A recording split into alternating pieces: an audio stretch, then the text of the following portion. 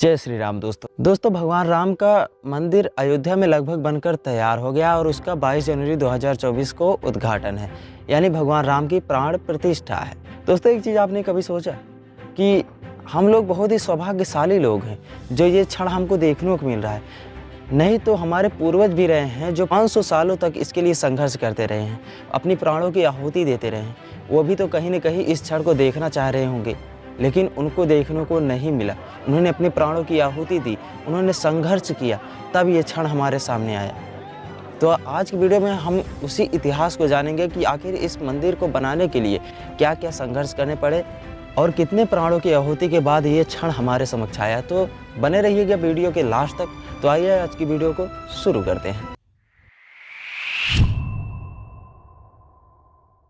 नमस्कार दोस्तों, मेरा नाम है आकाश और आप देख रहे हैं वी फॉर भारत। तो दोस्तों सबसे पहले आपको ले चलते हैं इतिहास में। ये किस्सा शुरू होता है 1526 ईस्वी में। इसी साल मुगल शासक जो बाबर था वो भारत में आया था और उसका एक सूबेदार था मीर बाकी। उसने ही इस मस्जिद को बनवाया था।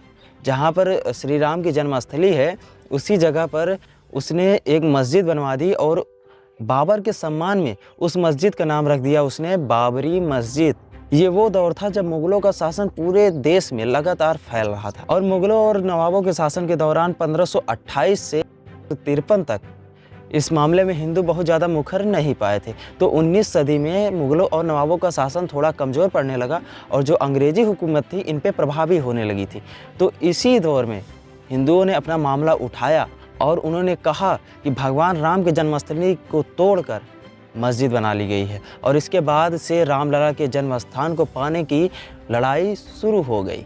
दोस्तों ये कानूनी तब हुई जब बाबरी मस्जिद बनने के 300 साल बाद 1858 में जब पहली बार परिसर में हवन पूजन करने पर FIR दर्ज कराई गई और 1 दिसंबर 1858 को अवध के एक थानेदार थे शीतल दुबे, उन्होंने अपनी रिपोर्ट में बताया कि ये जो बाबरी मस्जिद है इसके परिसर में एक चबूतरा बना है और यही पहला कानूनी दस्तावेज था जिससे परिसर के अंदर राम के प्रतीक होने का प्रमाण था। इसके बाद क्या हुआ कि तारों की बाउंड्री बना दी गई और सबको अलग अलग, मुस्लिम पक्ष को और हिंदू पक्ष को अलग अलग नमाज और पूजा पाठ करने की अनुमति दे दी गई।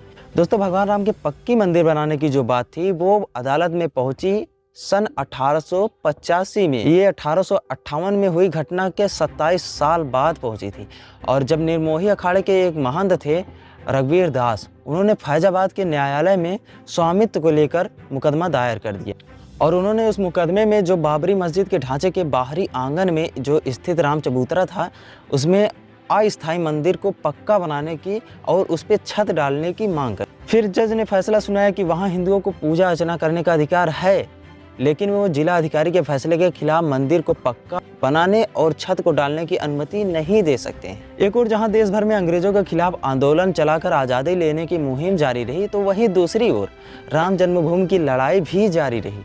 देश के आज़ाद होने के 2 साल बाद 22 जनवरी 1949 को ढांचे के भीतर और गुंबद के नीचे मूर्तियों का प्रकटीकरण हुआ।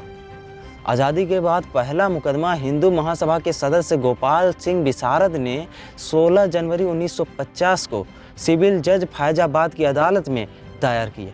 फिर विशारद ने ढांचे के मुख्य गुंबद के नीचे जो बाबरी मस्जिद का ढांचा था उसके जो गुंबद था उसके नीचे जो भगवान राम की प्रतिमा थी उसका पूजा अर्चना की मांग की। करीब 11 महीने बाद 5 दिसंबर 1950 को ऐसी ही मांग करते हुए एक महंत थे रामचंद्र परमहंस, उन्होंने सिविल जज के यहाँ मुकदमा दाखिल किया और मुकदमे में दूसरे पक्ष को संबंधित स्थल पर पूजा अर्चना में बाधा डालने से रोकने की मांग रख दी। फिर 3 दिसंबर 1951 को गोपाल सिंह विशारद मामले में न्यायालय ने मुस्लिम पक्ष को पूजा अर्चना में बाधा न डालने की हिदायत दी और ऐसा ही आदेश परमहंस ने जो मुकदमा दायर किया था उसमें भी किया गया। फिर 17 दिसंबर 1949 को रामानंद संप्रदाय की तरफ से निर्मोही अखाड़े के 6 व्यक्तियों ने मुकदमा दायर कर दिया और मुकदमा दायर करके इस स्थान पर अपना दावा ठोक दिया। साथ ही मांग रखा उन्होंने कि रिसीवर प्रियदत्त राम को हटाकर उन्हें पूजा अर्चना की अनुमति दी जाए, यह उनका अधिकार है। मुकदमों की कड़ी में एक और मुकदमा 18 दिसंबर 1961 को दर्ज किया। ये मुकदमा उत्तर प्रदेश के केंद्रीय सुन्नी वक्फ बोर्ड ने दर्ज किया था। उसने ये कहा कि ये मुसलमानों की जगह है, इस ढांचे को हिंदुओं से लेकर मुसलमानों को दे दिया जाए और ढांचे के अंदर से मूर्तियों को भी हटा लिया जाए।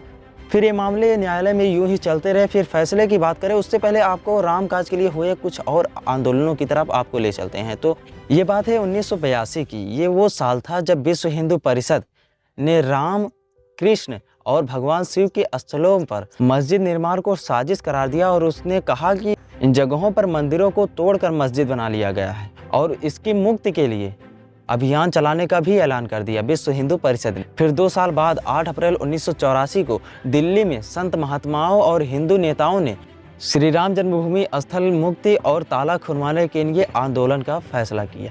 फिर जनवरी 1989 को प्रयाग में कुंभ मेले के दौरान मंदिर निर्माण के लिए गांव-गांव में शिला पूजन करने का फैसला हुआ। साथ ही 9 नवंबर 1989 को श्री राम जन्मभूमि स्थल पर मंदिर के शिलान्यास की घोषणा भी कर दी गई। फिर काफ़ी विवाद और खींचतान के बाद तत्कालीन प्रधानमंत्री राजीव गांधी ने शिलान्यास की इजाज़त दे दी और बिहारी निवासी कामेश्वर चौपाल से शिलान्यास करवा दिया गया।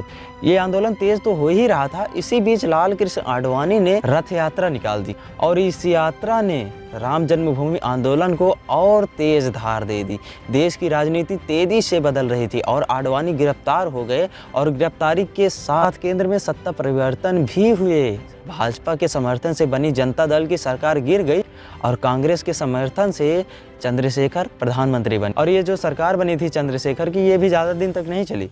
फिर नए सिरे से चुनाव हुए और एक बार फिर से केंद्र में कांग्रेस सत्ता में आ गई। इन सब के बीच वो ऐतिहासिक तारीख जिसका जिक्र न करना इस किस्से को अधूरा ही रखता है। तारीख थी 6 दिसंबर 1992। इस दिन क्या हुआ कि अयोध्या में हजारों कार सेवकों ने विवादित ढांचा को गिरा दिया और इसकी जगह इसी दिन शाम को अस्थायी मंदिर बनाकर पूजा अर्चना भी शुरू कर दी। केंद्र की तत्कालीन पीवी नरसिम्हा राव की सरकार ने राज्य के कल्याण सिंह सरकार सहित अन्य राज्यों की भाजपा सरकारों को भी बर्खास्त कर दिया। इसके बाद उत्तर प्रदेश सहित कई जगह सांप्रदायिक हिंसे हुए जिसमें अनेकों लोगों की मौत हुई, अनेक लोग मारे गए और अयोध्या श्री राम जन्मभूमि थाना में ढांचा ध्वंस मामले में भाजपा के कई नेताओं समेत हजारों लोगों के खिलाफ मुकदमा दर्ज करा दिया।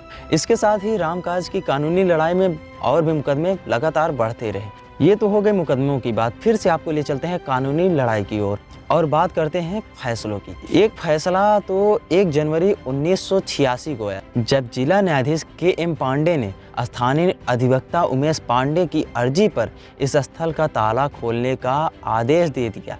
फैसले के खिलाफ इलाहाबाद हाई कोर्ट की लखनऊ खंडपीठ में दायर अपील खारिज हो गई। फिर बाबरी मस्जिद के ढहाए जाने के 2 दिन बाद 8 दिसंबर 1992 को अयोध्या में कर्फ्यू लगा दिया गया था और वकील हरिशंकर जैन ने हाई कोर्ट की लखनऊ खंडपीठ में गुहार लगाई कि भगवान भूखे हैं और राम भोग की अनुमति दी जाए। फिर करीब 25 दिन बाद 1 जनवरी 1993 को न्यायाधीश हरिनाथ तिलाहरी ने दर्शन पूजा की अनुमति दे दी और 7 जनवरी 1993 को केंद्र सरकार ने ढांचे वाले स्थान और कल्याण सिंह सरकार द्वारा न्याय को दी गई भूमि सहित यहाँ कुल 67 एकड़ भूमि पर अधिग्रहण कर लिया। फिर क्या हुआ कि अप्रैल 2002 में हाई कोर्ट की लखनऊ खंडपीठ में विवादित स्थल का मालिकाना हक तय करने के लिए सुनवाई शुरू कर दी गई और हाई कोर्ट ने 5 मार्च 2003 को भारतीय पुरातत्व सर्वेक्षण को संबंधित स्थल पर खुदाई का निर्देश दे दिया और 22 अगस्त 2003 को भारतीय पुरातत्व सर्वेक्षण ने न्यायालय को अपनी रिपोर्ट सौंप दी। इसमें संबंधित स्थल पर जमीन के नीचे एक विशाल हिंदू मार्मिक ढांचा होने की बात भी कही गई। और फिर 30 दिसंबर 2010 को हाई कोर्ट इलाहाबाद ने इस स्थल को तीनों पक्षों जो श्री राम लला विराजमान और निर्मोही अखाड़ा और सुन्नी सेंट्रल वक्फ बोर्ड में बराबर बराबर बांटने का आदेश दिया। फिर न्यायाधीशों ने बीच वाले गुंबद के नीचे जहां मूर्ति थी उसे जन्मस्थान माना और इसके बाद मामला पहुंच गया सुप्रीम कोर्ट। फिर क्या हुआ कि 21 मार्च 2017 को सर्वोच्च न्यायालय ने मध्यस्थता से मामले को सुलझाने की पेशकश की और सुप्रीम कोर्ट ने यह भी कहा कि अगर दोनों पक्ष राजी हों तो वो भी इसके लिए राजी। फिर 6 अगस्त 2019 को सुप्रीम कोर्ट ने प्रतिदिन सुनवाई की और 40 दिन लगातार सुनवाई के बाद 16 अक्टूबर 2019 को सर्वोच्च न्यायालय में सुनवाई पूरी हुई और कोर्ट ने फैसला को सुरक्षित रख लिया। फिर 9 नवंबर 2019 को 134 साल से चली आ रही लड़ाई में अब वक्त था अंतिम फैसले का। फिर 9 नवंबर 2019 को सर्वोच्च न्यायालय ने संबंधित स्थल को श्री राम जन्मभूमि माना और 2.77 एकड़ भूमि रामलला के स्वामित्व की मानी और वही निर्मोही अखाड़ा और सुन्नी वक्फ बोर्ड के दावों को खारिज कर दिया। इसके बाद साथ ही कोर्ट ने निर्देश दिया कि मंदिर निर्माण के लिए केंद्र सरकार 3 महीने में ट्रस्ट बनाए और ट्रस्ट निर्मोही अखाड़े के एक प्रतिनिधि को भी शामिल करे। जिसके अलावा यह भी आदेश दिया कि उत्तर प्रदेश की सरकार मुस्लिम पक्ष को वैकल्पिक रूप से मस्जिद बनाने के लिए 5 एकड़ भूमि किसी उपयुक्त स्थान पर दे दिया। फिर इसी के साथ दशकों से चली आ रही कानूनी लड़ाई समाप्त हो गई और अब बारी थी निर्माण की। तो 5 फरवरी 2020 को प्रधानमंत्री नरेंद्र मोदी ने अयोध्या में मंदिर निर्माण के लिए राम जन्मभूमि तीर्थ क्षेत्र ट्रस्ट की घोषणा कर दी। फिर ठीक 6 महीने बाद 5 अगस्त 2020 को अयोध्या में राम मंदिर की आधारशिला रखी गई, फिर जिसमें प्रधानमंत्री नरेंद्र मोदी भी शामिल हुए और अब 22 जनवरी 2024 को मंदिर में भगवान राम की प्राण प्रतिष्ठा होगी, जिसके बाद मंदिर लोगों के लिए खोल दिए जाएंगे। देखिए दोस्तों, हमने इस वीडियो में जितनी भी कानूनी लड़ाई थी राम मंदिर के लिए उसको कवर करने की कोशिश की है, लेकिन मैं जानता हूं कि काफ़ी चीज़ें छूट गई हैं, काफ़ी ऐसे घटनाएं थी जो इस वीडियो में हमने कवर नहीं किया है। तो इसके लिए मैं आपको कोई और वीडियो बनाकर लाऊंगा तो उसमें सारी चीज़ें कवर कर दूंगा। तो आज के लिए इतना ही वीडियो अगर पसंद है वीडियो को लाइक करिएगा और शेयर करिए मेरे सभी दोस्तों को, ताकि उनको भी अपने इतिहास के बारे में पता चले, राम मंदिर के इतिहास के बारे में पता चले। और अगर चैनल पर नए हैं और इसी तरह के और भी वीडियोज़ पाना चाहते हैं तो चैनल को सब्सक्राइब कर लीजिए और बेल आइकन को ऑल पर सेट कर लीजिए। मिलते हैं अगली वीडियो में, तब तक के लिए सभी को राम राम, जय हिंद।